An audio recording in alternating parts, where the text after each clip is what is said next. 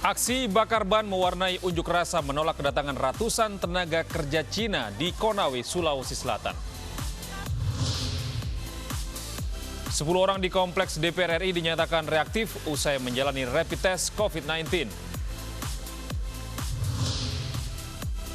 Digelar di tengah pandemi COVID-19, perayaan kemenangan Liverpool menuai kecaman.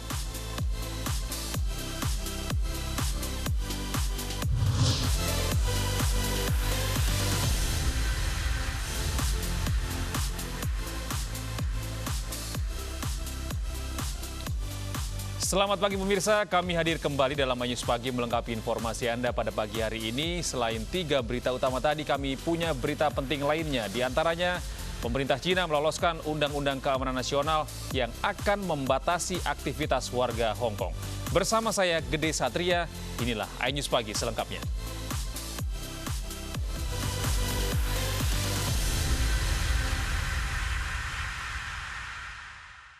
Kita awali iNews Pagi dari informasi seputar kriminal. Pemirsa, pelaku jambret di Palembang, Sumatera Selatan dihajar massa. Salah satu pelaku babak belur, sementara sepeda motor pelaku dibakar warga.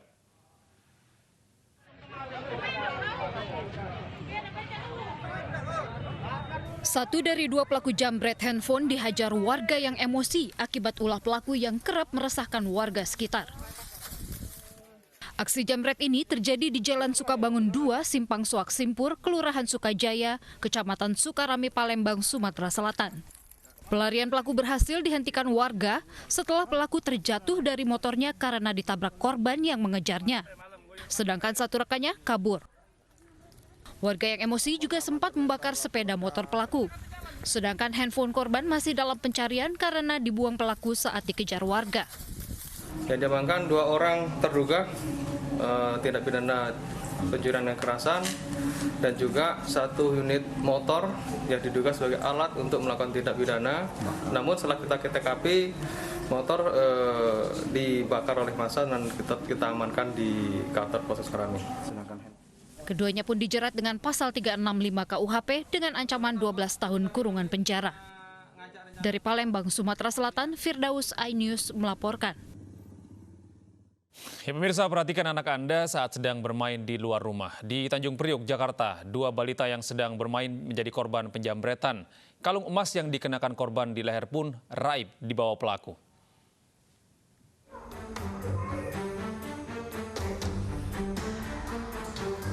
Rekaman kamera pemantau merekam aksi penjambretan terhadap 2 balita yang sedang bermain di dekat rumahnya di Jalan Swasembada Barat, Tanjung Priok, Jakarta Utara. Pelaku dengan cepat mengambil kalung emas korban seberat 5 gram dan 3 gram sebelum melarikan diri. Menurut nenek korban, sementara satu pelaku beraksi, pelaku lainnya mengintai dari atas sepeda motor. Itunya naik motor ada di Amperan nungguin di belakang. Berapa orang, Bu? 2 orang. 2 orang. Iya. Yang diambil apa aja, Bu? Kalung aja tuh. Kalungnya? Sama tetangga satunya lagi, kalungnya juga. Oh, ada 2. Ada 2. Orang tua korban akan melaporkan kejadian ini ke Polsek Tanjung Priok, Jakarta Utara untuk mencari pelaku. Dari Jakarta, Sofyan Firdaus, iNews melaporkan. Aksi massa menolak kedatangan ratusan tenaga kerja Cina kembali digelar puluhan mahasiswa di Konawe, Sulawesi Selatan. Massa berunjuk rasa di tengah jalan sambil membakar ban.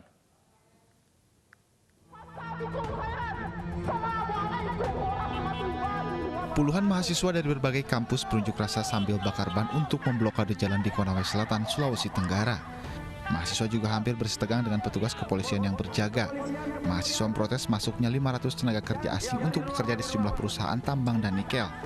Mahasiswa juga menuntut pemerintah membatalkan kedatangan TKA gelombang kedua dan memprioritaskan tenaga kerja lokal. Memiliki pendidikan, memiliki ilmu, maka mereka pasti akan bertekad tetapi apa yang terjadi? Aksi menolak kedatangan ratusan TKA gelombang kedua juga berlangsung di depan kantor imigrasi Kendari, Sulawesi Tenggara. Karena tidak diizinkan masuk ke dalam kantor imigrasi, massa melemparkan sampah ke pintu gerbang kantor imigrasi. Sebagian dari mereka mencoba merangsak masuk dengan merusak pintu.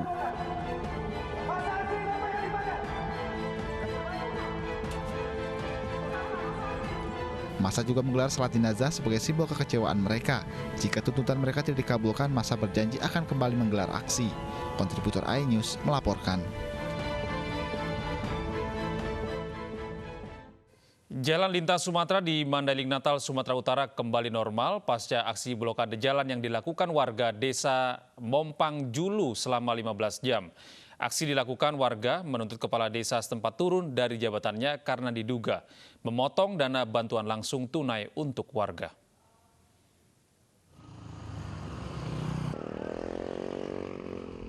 Dua unit mobil yang dibakar warga termasuk salah satunya mobil dinas milik Wakapolres Mandailing Natal belum juga dievakuasi dan masih berada di pinggir jalan. Aktivitas warga kembali berjalan seperti biasa, meskipun jalan lintas Sumatera Medan Padang di desa Mompang Julu masih sepi pasca demonstrasi ratusan warga yang berujung bentrok dengan polisi. Sebelumnya ratusan warga Mandailing Natal, Sumatera Utara memblokade jalan lintas Sumatera selama 15 jam. Aksi warga menuntut kepala desa Mompang Jalu, Henry Hasibuan, turun dari jabatannya karena diduga memotong dana bantuan langsung tunai untuk warga. Dana BLT yang harusnya Rp600.000 hanya diterima Rp200.000 per kepala keluarga. Massa membakar mobil dinas Wakapolres Mandailing Natal dan sepeda motor milik polisi. Pembakaran ini sebagai balasan karena polisi membubarkan paksa aksi warga dengan meriam air. Upaya pembubaran paksa juga mendapat perlawanan warga dengan melempar batu. Dari Mandailing Natal, Sumatera Utara, Ahmad Hussein Lubis, iNews melaporkan. Pemirsa, polisi masih menyelidiki motif pelaku pembakaran mobil penyanyi dangdut Via Valen. Menurut polisi, terduga pelaku sengaja membakar mobil Via Valen tersebut.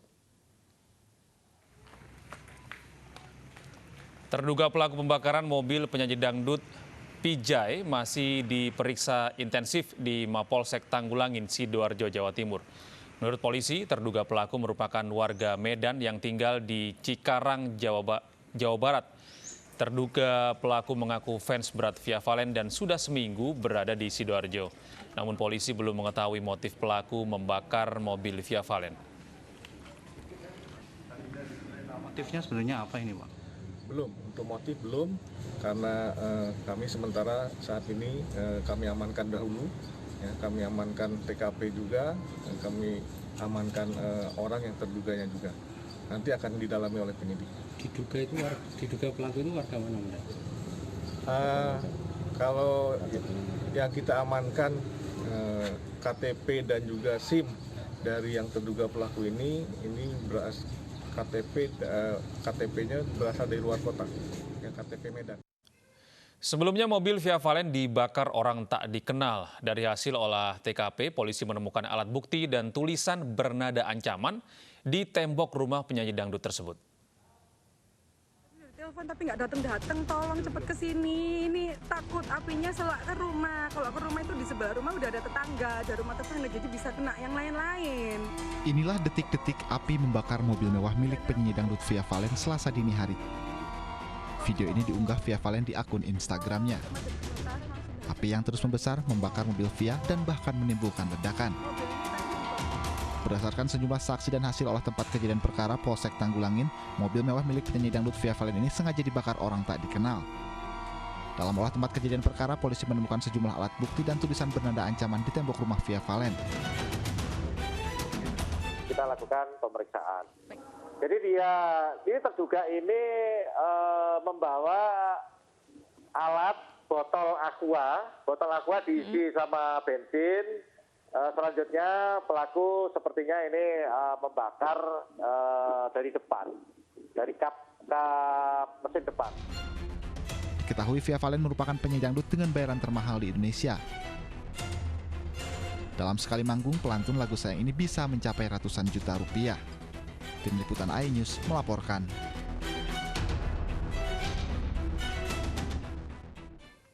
Aparat kepolisian menangkap sindikat peredaran 1 juta narkotika di Cirebon dan pemasok sabu artis Ridho Ilahi di Depok, Jawa Barat. Sementara di Palu, Sulawesi Tengah, penyelundupan 25 kg sabu asal Malaysia berhasil digagalkan.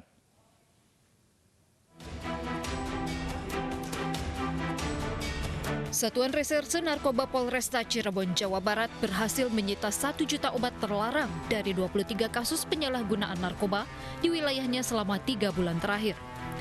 Jutaan obat terlarang tersebut terdiri dari sabu dan jenis obat keras terbatas. Setidaknya ada 28 tersangka yang berperan sebagai bandar, pengedar, hingga pemakai narkoba. Pengembangan yang dilakukan oleh penyidik Satuan Reserse Narkoba Polresta Cirebon mengarah kepada pelaku lain atas nama KW alias KR yang bersangkutan tinggal di salah satu perumahan di Kelurahan Harjamukti, Kota Cirebon. 19 tersangka kasus peredaran dan penggunaan obat keras terbatas dijerat pasal berlapis dengan ancaman hukuman maksimal 15 tahun penjara. Sementara 9 tersangka kasus sabu diancam paling lama 20 tahun penjara. Dari Cirebon, Jawa Barat, To Iskandar, iNews melaporkan. Surga di telapak kaki ibu, namun mungkin tidak begitu anggapan bagi Mahsun. Seorang pria di Lombok Tengah, Nusa Tenggara Barat yang tega melaporkan ibu kandungnya ke polisi hanya karena sepeda motor. Bukannya menerima laporan, polisi malah menasihati sang anak dan kemudian viral di media sosial. Nah, malah Anda berselisih dengan ibu Anda sendiri. Pikirkan bos, baik-baik. Ya. Nih kalau Anda minta motor, udahlah, nggak usah ini motor. Nih, saya siap nih. Ambil sudah uang saya, tidak masalah.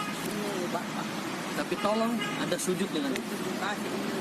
Supaya apa? Anda nggak kena azab. Itu aja. Kasat Reskrim Polres Lombok Tengah, Nusa Tenggara Barat, AKP Priyo Suhartono melampiaskan kegeramannya kepada Mahsun, pria warga desa Ranggagata, Praia Barat Daya, Lombok Tengah yang tega melaporkan ibu kandungnya gara-gara sepeda motor. Semula Mahsun berniat melaporkan ibu kandungnya Kalsum dengan dugaan penggelapan sepeda motor warisan ayahnya.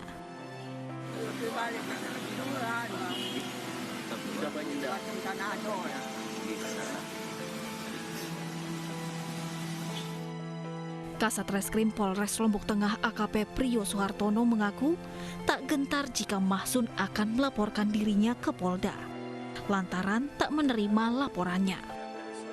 Job description kami sebagai pelayan masyarakat wajib menindaklanjuti setiap laporan atau aduan masyarakat. Jujur saja, baik saya secara pribadi maupun dari pandangan para penyidik yang lain bahwa secara hati nurani mungkin ini sedikit bertentangan dengan hati nurani kami apabila seorang anak melaporkan ibunya, ibu kandungnya sendiri. Jadi jujur saja kami ya kemarin ingin berusaha untuk menyelesaikan permasalahan tersebut secara kekeluargaan. AKP Priyo menawarkan solusi lain kepada Mahsun, yakni memberikan uang seharga motor yang diperkirakan, tapi dengan catatan Mahsun harus membatalkan niatnya melaporkan ibu kandungnya ke polisi dan bersujud untuk meminta maaf. Aksi AKP Priyo menengahi sengketa antara ibu dan anak ini kemudian viral di media sosial. Tak sedikit yang memberikan apresiasi kepada AKP Priyo atas ketegasan sikapnya.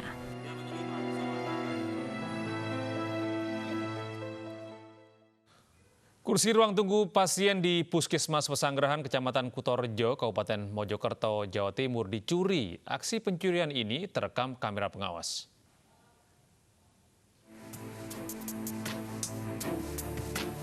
Kursi tunggu pasien di Puskesmas Pesanggerahan, Mojokerto, Jawa Timur dicuri. Awalnya pelaku memastikan puskesmas dalam keadaan kosong. Setelah aman, pelaku langsung mengangkut kursi ke sepeda motor dan membawanya kabur.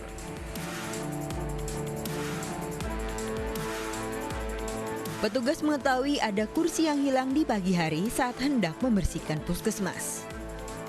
Akhirnya Kepala Puskesmas melaporkan pencurian ini beserta rekaman kamera pengawas. Kemudian masuk, toilet sebentar, sempat duduk juga, terus dia lewat masuk ke ruang tunggu pasien. Dari ruang tunggu, dia cek-cek juga, mungkin cari kursi yang bagus ya, terus diangkat, terus langsung dibawa dekat sini kita nggak kelihatan, ada CCTV-nya kita nggak kelihatan guys. Kelihatannya dia untuk melepas tali-tali itu gitu ya. Terus langsung dimasukkan sepeda, ditumpangi, naik terus belok kanan ke arah jalan raya. Ternyata aksi pencurian di Puskesmas Pesanggerahan sudah 3 kali terjadi dalam 2 pekan terakhir. Yang dicuri tidak hanya kursi, tetapi motor hingga laptop serta uang milik staf puskesmas. Polisi melakukan olah tempat kejadian perkara dan memeriksa sejumlah saksi mata. Diduga pelaku tinggal tak jauh dari puskesmas. Dari Kabupaten Mojokerto, Jawa Timur, Solahuddin, iNews melaporkan. Sapi berbobot 6 kuintal lepas dari kandangnya dan masuk ke permukiman warga di Pasar Minggu, Jakarta Selatan. Sapi diduga kabur karena stres melihat ramainya aktivitas warga di sekitar kandang.